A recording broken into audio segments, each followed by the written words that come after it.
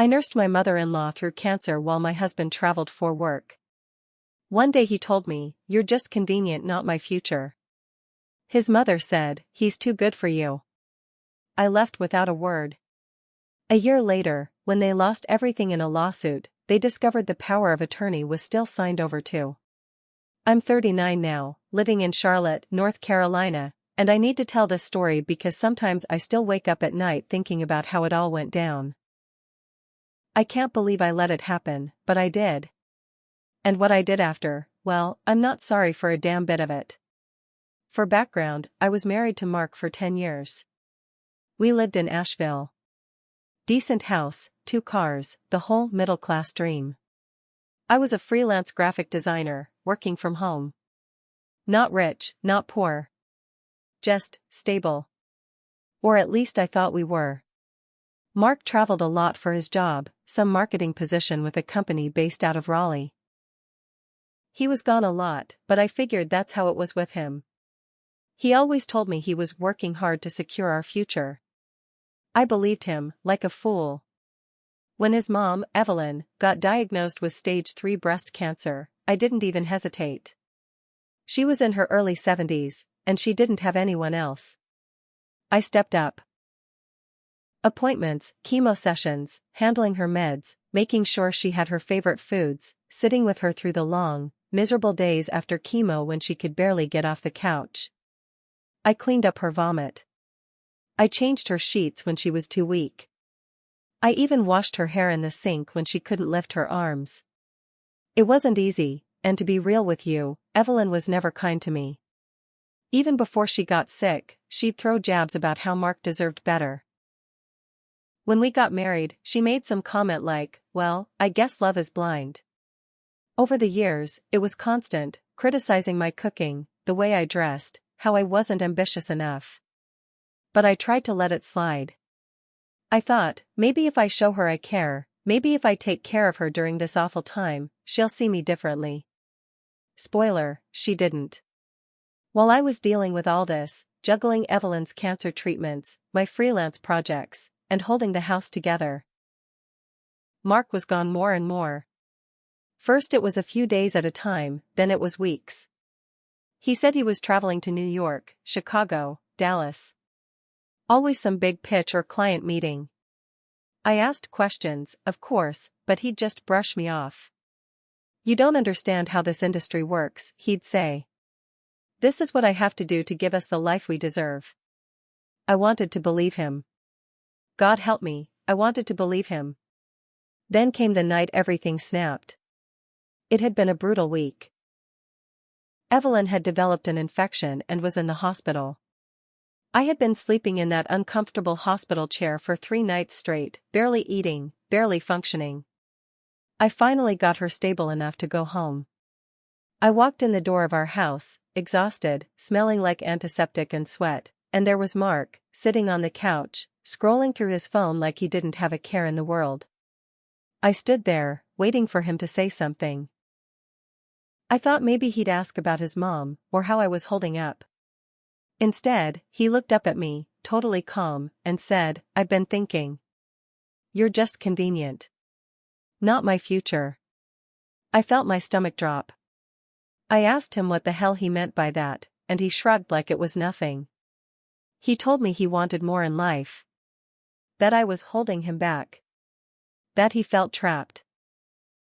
He told me he'd been seeing someone else, that it just happened, and that I should have known he wasn't really in love with me anymore.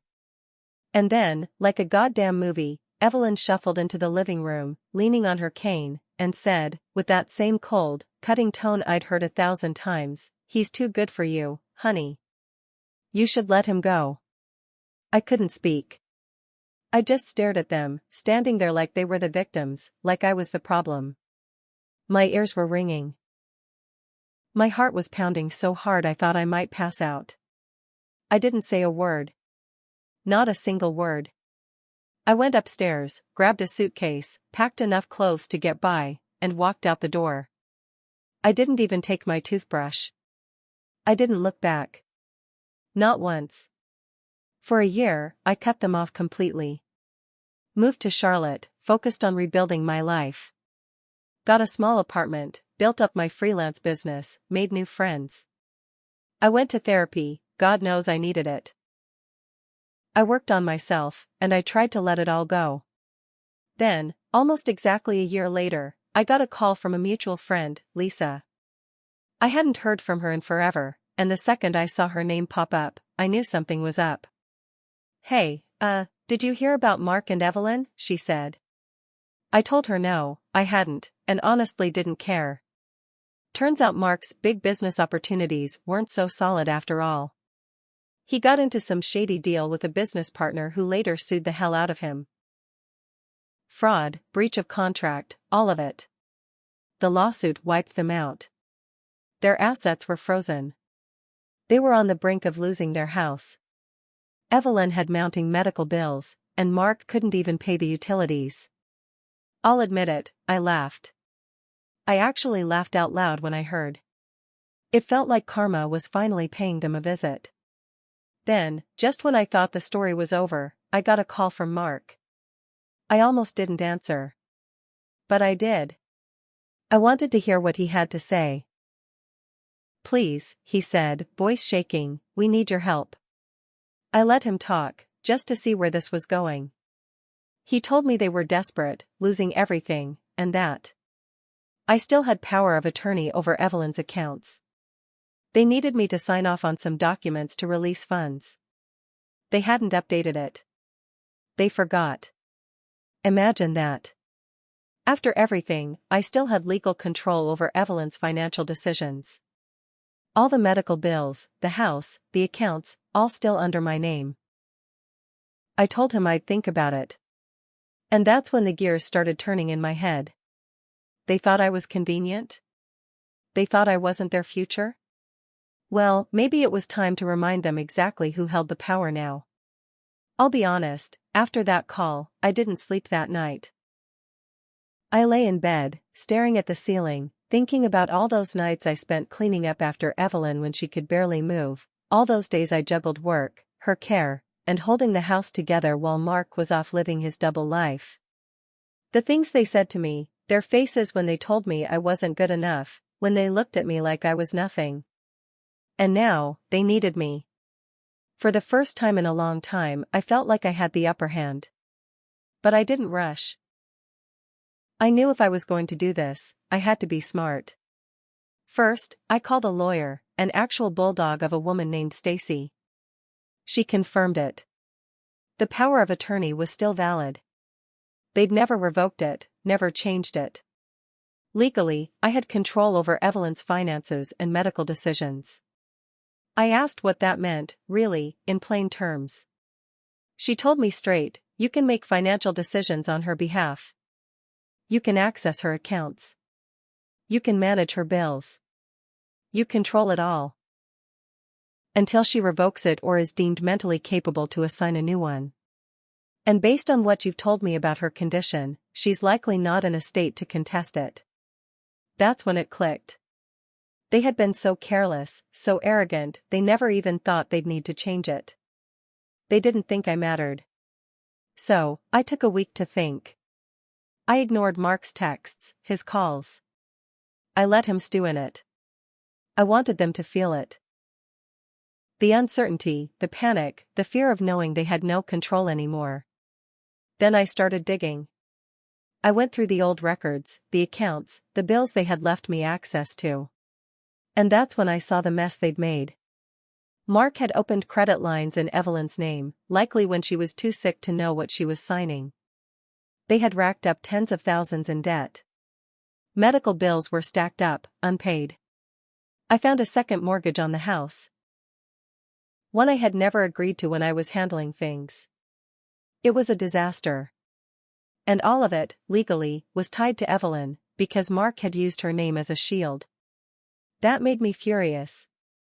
After all the years of her saying I wasn't good enough, she'd let Mark ruin her finances, let him use her name, her credit, everything, like a shield while he played businessman and screwed around behind my back. I wasn't going to clean up their mess.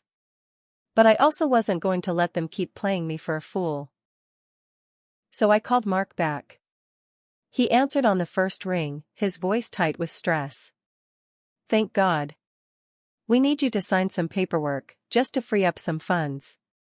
Evelyn's medical bills are, I cut him off. Mark, I'm going to need some details before I agree to anything. He started rambling, telling me about the house, the lawsuit, how they were going to lose everything if I didn't help. I let him talk himself into a corner. Then I asked the question I knew would throw him. Does Evelyn know you took out a second mortgage in her name? Dead silence. I waited. Finally, he tried to lie, tried.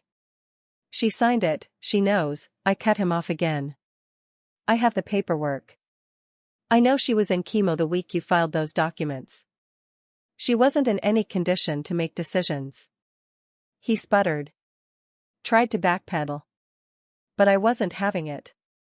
I'm not signing anything until I have a full accounting of the debts, the assets, and how exactly you got into this mess. And I want everything, the business records, the lawsuit filings, the credit lines. You want my help? You'll hand it over. I could hear the frustration in his voice. He wasn't used to me standing my ground like this. For once, he was the one begging. And Evelyn? She finally called me, too. She left a voicemail, and let me tell you, it was classic Evelyn. She said I was ungrateful, that family helps family, and that I had a duty to them after all they'd done for me. I saved that voicemail. It was fuel. I didn't respond. I wanted them to stew. Meanwhile, I started preparing. I called Stacy again and had her draft up paperwork to secure control over Evelyn's remaining assets. I wanted to make sure if I did move funds, it would be on my terms. I also started gathering evidence, emails, bank statements, everything I could find about Mark's shady deals and how he had put everything in Evelyn's name. I wanted it airtight. Because deep down, I was starting to think. Maybe this wasn't just about getting even. Maybe this was about taking everything back. I wasn't just going to sit by and let them crawl back to me when it was convenient for them. No. This time, I was going to make them understand exactly who they threw away. I waited 2 weeks before I made my move. During that time, Mark kept texting, emailing, and calling me. The tone of his messages changed almost daily, some were apologetic, some were angry, some were downright desperate. Evelyn left me 3 more voicemails, all with that same condescending tone, saying how I was ruining their lives and that I owed them. Every word out of her mouth made me angrier. The woman I'd bathed, fed, and kept alive during chemo, she was blaming me for their downfall. So I decided, if they thought I owed them something, I'd show them exactly what I had left to give. I called Stacy, my lawyer, and told her I was ready to act. I asked her to draft a full financial review of Evelyn's estate, under the power of attorney. We requested the banks freeze the remaining accounts temporarily while I reviewed outstanding obligations. Then I contacted the hospital billing department and paid off only the necessary medical expenses with what little funds remained. After that, I authorized a donation from Evelyn's charity fund, her name, my decision, to the cancer ward where she had received treatment. That left the house. Ah, the house. The same house where I had scrubbed Evelyn's vomit out of the carpets. The house where I had folded Mark's laundry while he was off working in hotel rooms with whoever he was cheating on me with. The house where they told me I wasn't good enough. I had the paperwork reviewed. Mark had taken out a second mortgage without proper documentation. He had forged Evelyn's signature on one of the forms. I confirmed it with Stacy. That was fraud. So I filed a report. I filed a fraud complaint with the bank, attaching the forged signatures and Evelyn's medical records showing she was under sedation on the date the mortgage was signed. The bank froze the mortgage. They opened an investigation. Then I filed a formal complaint with the state's Adult Protective Services, flagging potential financial abuse of a vulnerable adult, Evelyn, by her son. And I made sure to send Mark a polite, simple email. Per my obligations under the power of attorney, I've submitted documentation of suspected fraud and financial mismanagement involving Evelyn's accounts. You should expect a call from the bank and the state within the next few days. No emotion. No anger. Just facts. Mark tried to call me that night, 10 times in a row. I didn't answer. Then Evelyn called. This time, she didn't sound so smug. She was crying. She begged me to stop, said I was tearing the family apart. I almost laughed. The next few weeks were chaos for them. The bank moved forward with the investigation. They froze the accounts. They froze the house. The state opened a formal inquiry into financial abuse, and Mark was flagged for potential criminal charges. Mark and Evelyn were drowning, and there wasn't a damn thing they could do. And me? I sat back and watched it happen. But I wasn't done. I sent one last letter, through Stacy. It laid everything out. Every financial decision I had made as power of attorney, every payment I had authorized, every expense I had declined, every action I had taken to protect Evelyn's estate from further fraud and mismanagement. And then I signed the final revocation of power of attorney, effective immediately. I washed my hands of them.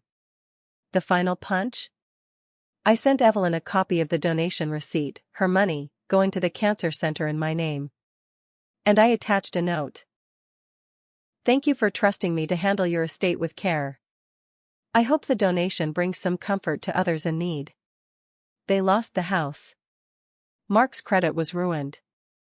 The fraud investigation made it impossible for him to secure new loans, and the lawsuit from his former business partner bled him dry.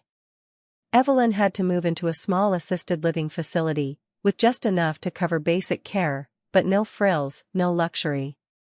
And me? I moved into a beautiful condo in Charlotte. My business thrived. I took a solo trip to Maine just because I could. And for the first time in years, I slept soundly every single night. Sometimes, I still think about the look on Mark's face when I told him I knew about the fraud. The panic, the disbelief. And I smile. Because I was never just convenient.